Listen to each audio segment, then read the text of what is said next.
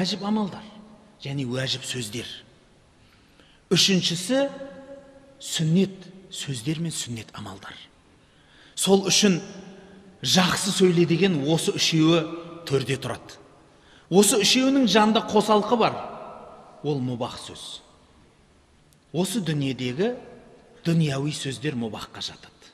Сауда саттықтағы, алды бердідегі, жағдай сұраудағы сөздер. Ал енді бұдан бөлек сөздер бар ма десе, әлбетте дейміз. Харам сөздер бар. Харам сөздердің ішіндегі ең төресі Аллаға серік қосу. Ең төресі шыңы.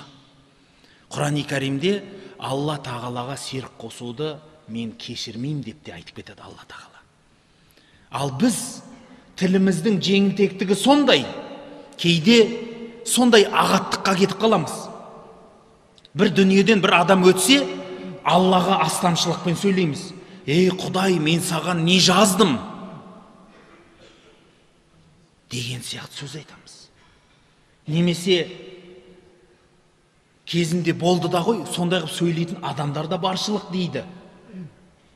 Алла қаласа, Құдай қаласа деп сөйле десе, Құдай қаласа да қаламаса да мен істеймін дейді. Сондай қылатын адамдар да бар дейді. Құдай содан сақтасын. Аллаға серік қосу деген Алланың шапанына таласу деген сөз. Сахих Муслимде айтады: әл-кибрияу ридаи. Тәкаппарлық бұл менің шапаным дейді Алла тағала. Кімде-кім бұл шапанға таласса, менімен таласады дейді. Құдай сақтасын. Тәкаппарлықпенен айтылған сөздер де харам сөздер екен.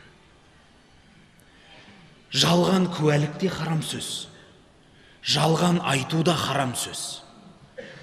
Ғайбат айтуда, сөз тасуда харам сөз. Осының барлығы үлкен күнәдан тұрады. Әрбірі адам өлтіргенмен тең болатын дәрежеде күнә. Алла тағала айтады хадис құдсида: бір пендем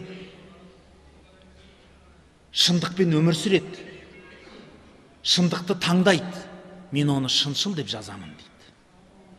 Бір пендем өтірікпен өмір сүреді, өтірікті таңдайды, ақыры мен оны кәззап, өтірікші деп амал дәптеріне жазып қоям дейді. Құдай содан сақтасын.